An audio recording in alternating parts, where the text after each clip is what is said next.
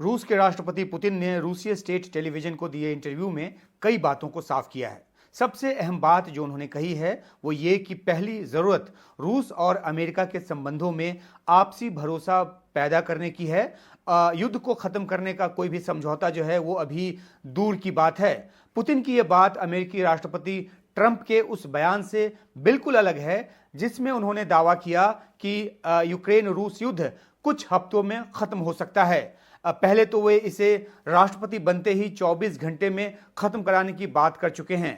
Trump के बयान के बरक्स देखें तो पुतिन ने अधिक तार्किक तरीके से बात की है।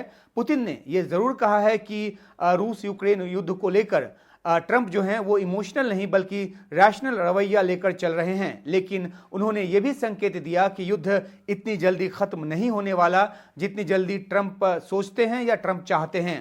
ट्रंप के सिलसिले में ये कहा जाता है कि उन्होंने यूक्रेन को लेकर अमेरिकी नीति को पूरी तरह से उलट दिया है, वो रूस के करीब चले गए हैं। लेकिन पुतिन ने इस मुद्दे पर ट्रंप का बचाव किया, कहा कि ट्रंप जो चाहते हैं और जो वे सोचते हैं खुलकर वे उसे बोल देते हैं और एक शक्तिशाली देश के नेता होने के कारण ये विशेषाधिकार जो है वो ट्रंप को प्राप्त है।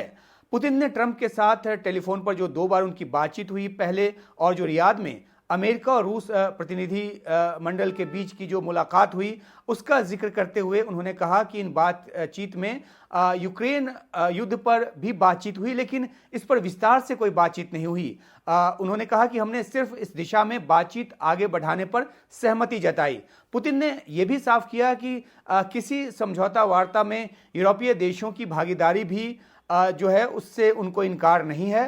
पुतिन की ये बात इसलिए अहम है क्योंकि सऊदी अरब की बातचीत में यूक्रेन और यूरोपीय देशों को शामिल नहीं किया गया, जिसे लेकर यूक्रेन और यूरोपीय देशों को शिकायत भी है। पुतिन ने साफ किया कि रियाद की बैठक में यूरोपीय देशों का कोई काम नहीं था क्योंकि ये रूस और अमेरिका की आपसी भरोसा बहाली पर अधिक केंद्रित था। ये बात भी उन्होंने साफ की। यूक्रेन युद्ध जैसे गंभीर मुद्दों पर समझौते की दिशा में आपसी भरोसा बहाली जो है अमेरिका के साथ सबसे जरूरी है, यह पुतिन ने कहा। और अमेरिका और रूस के बीच अगले कुछ दौर की जो बातचीत है वो आपसी संबंधों को दुरुस्त करने के मकसद से ही होगी, यह भी साफ किया पुतिन ने। और जब यूक्रेन युद्ध को लेकर समझौता वार्ता की बात होगी तो फिर यूरोपीय देशों की मौजूदगी अधिक तर्कपूर्ण होगी।